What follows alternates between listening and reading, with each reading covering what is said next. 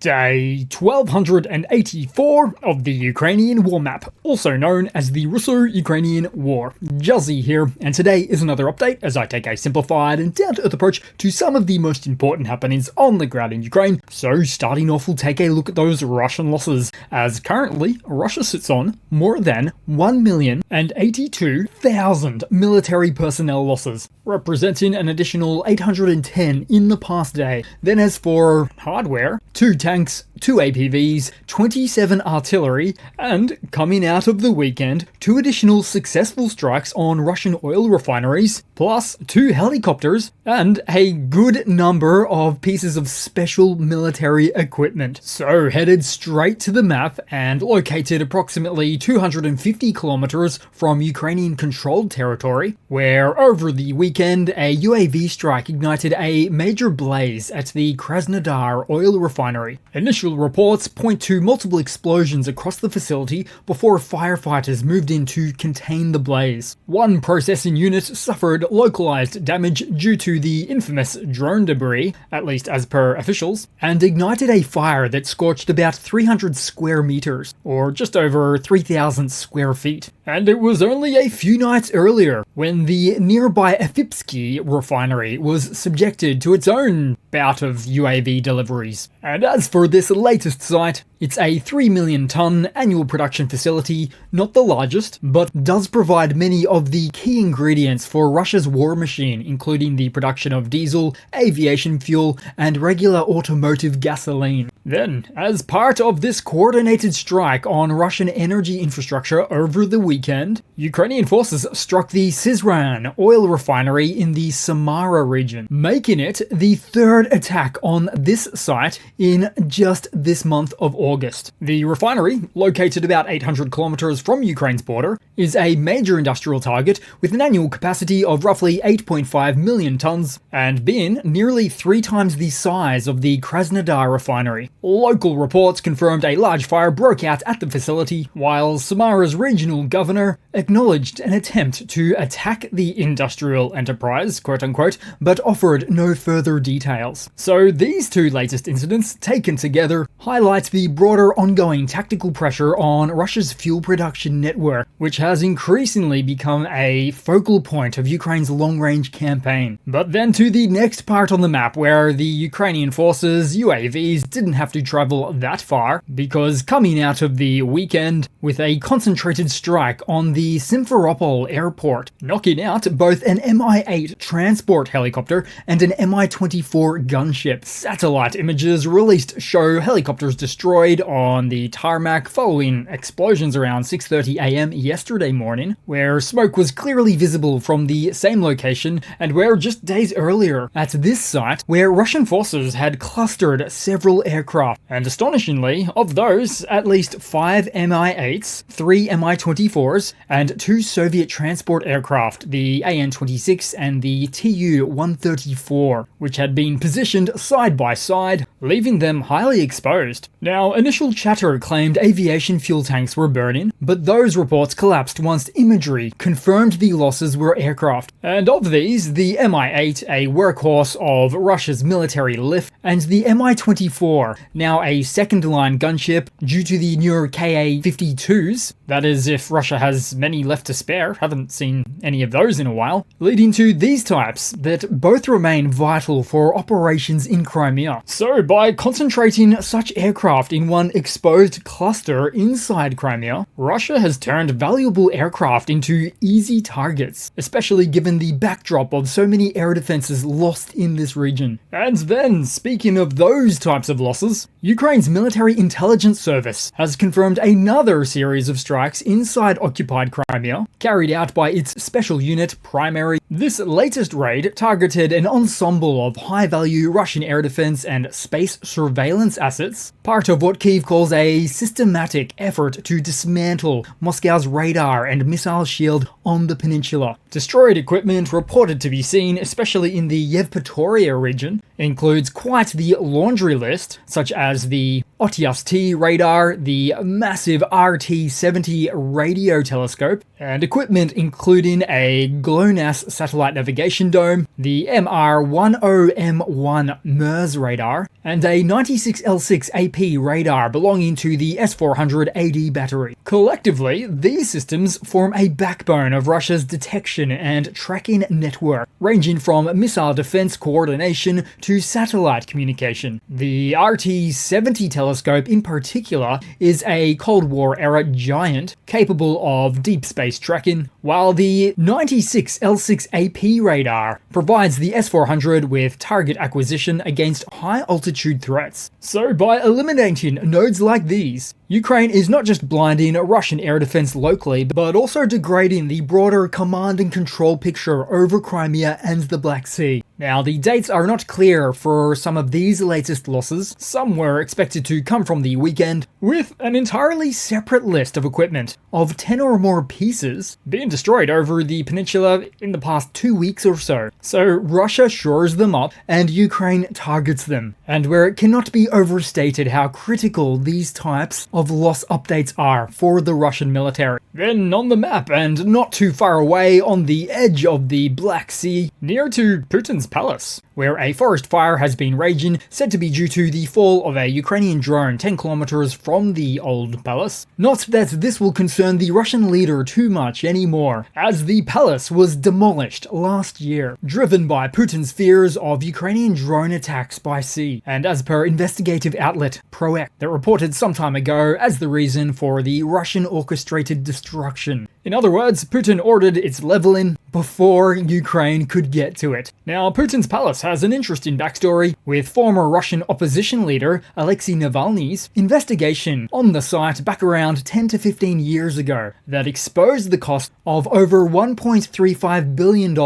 to build the estate using fraudulently obtained funds. But with all of that cost now demolished, just so Putin could preemptively save face. Speaking of Putin, the IL-96 operated by the Russia Special Flight Squadron, essentially the Russian equivalent of Air Force One, which is the unit of the Russian presidential administration responsible for transporting the president and senior officials around, which was spotted heading south, although for this case, it's not so much the potential travel-ins of Putin or Gerasimov that's so much interesting here, as it is Russia's southwestern civil aviation airspace that is just empty, directly resulting from the war that Russia started itself. In fact, if you take a look at the east of Ukraine on the map, which represents about 2/3 of the Donbass, making it quite evident that this war has carved a hole in the Russian skies. Just a gape. Entire stretches of civilian airspace, once busy with domestic flights over Russia's southwest and across eastern Ukraine, now sits eerily blank, avoided by airlines altogether. A no-fly scar across the map, created not by foreign bans, but by Moscow's own war. And it's really no different with Bryansk, Kursk, and Belgorod airspace as well. Now to the main map, where Ukrainian forces have driven Russian troops out of the northern approaches to Kupiansk, reclaiming territory that had been under threat of encirclement. Settlements including Sobolivka and the village of Mern are now back under Ukrainian control, easing pressure on the city that had been at risk of being cut off. But it was also Russia's own positions that had been at risk of getting cut off, because as mentioned in a previous video, such an extended Russian push inherently caused them to be surrounded by the AFU on practically all sides. The liberation of Mern was confirmed by Defense Force spokesperson Viktor Trayabov, who noted that Russian troops had been expelled and that Ukrainian units continued to advance. From those positions, Russian forces had been able to control the road into Kupiansk, a vulnerability now removed. And so the fighting around this region has been some of the most intense in recent weeks, with the city seen as a critical anchor point on the Eastern Front. So these counterattack successes, these gains, do not just stabilize the line, they also reopen maneuver room for Ukraine in a sector where the balance had threatened to tilt the other way. So as of now, the immediate pressure of the Russian forces onto key routes into Kupiansk has been removed, easing any threat of encirclement while securing the supply routes feeding positions further east. Then to head down the map to the central eastern region at Leontovichy in Pokrovsk's southwest, where Russian troops staged another flag show at this location, raising their flag before retaking cover in a nearby house. Both the flag and the soldiers were quickly decommissioned by Ukrainian artillery and drones, going to show again that such stunts are pure propaganda. They're cheap stunts, costly lessons. Then to a little deeper in the rear, behind this location, an AFU FPV drone strike crew was flying the path along which the Russian invaders have been trying to advance in the Pokrovsk direction, and even though the front line is farther away, the enemy is concentrating exclusively on assault operations, driving more and more infantrymen into the slaughter. As such, we see the patrolling of the inbound routes from the sky right here. But then separately, and still nearby, the Phoenix unit, shown to repel the Russian offensive in the same direction,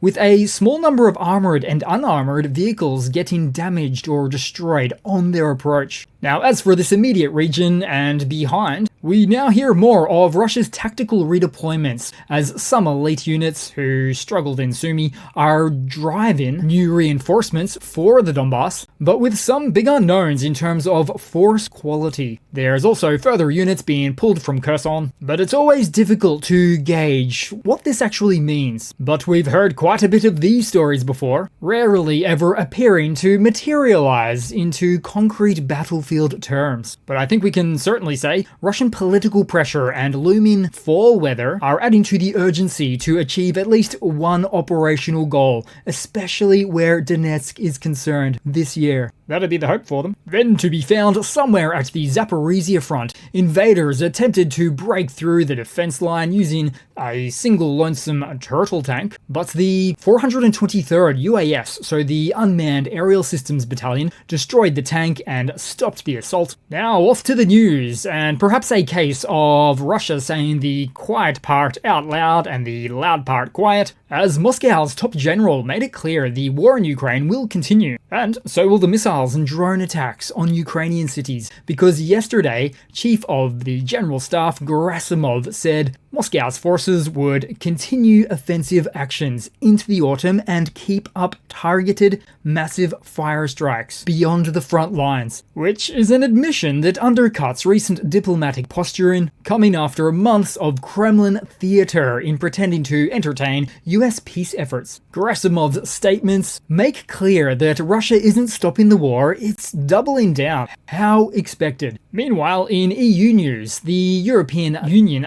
leaders are searching for ways to bypass Hungary's repeated vetoes on decisions of the Union that affect Ukraine, with a dozen member states that are now weighing a shift from unanimous voting to a qualified majority system, in hopes of accelerating decisions and preventing Budapest from single-handedly blocking measures. At the same time, Brussels is preparing a new push on frozen Russian assets, with Euractiv reports that the European Commission is finalizing proposals for the use of 210 billion euros in seized funds, with options ranging from full confiscation to the channeling of excess profits. One idea under review would be to pull the assets into a Brussels-run special purpose vehicle, potentially backed by EU and non-EU partners. Such a fund could pursue higher yield investments, and critically, it could be structured to operate outside of unanimity rules, limiting Hungary's ability to obstruct or return the money to Moscow, for which he would likely get a cut. What lapdog wouldn't? So ultimately, it's all about insulating the policy from internal political roadblocks. Then, meanwhile in news, Vladimir Putin has arrived in China for a 4-day visit at the invitation of Xi Jinping, with the Russian leader taking part in the Shanghai Cooperation Organization Summit. Chinese state media framed the trip as evidence that Beijing and Moscow shared the most stable, mature, and strategically significant relationship among major powers, quote-unquote. And the optics do matter. Putin appeared front and center in the summit's family photo,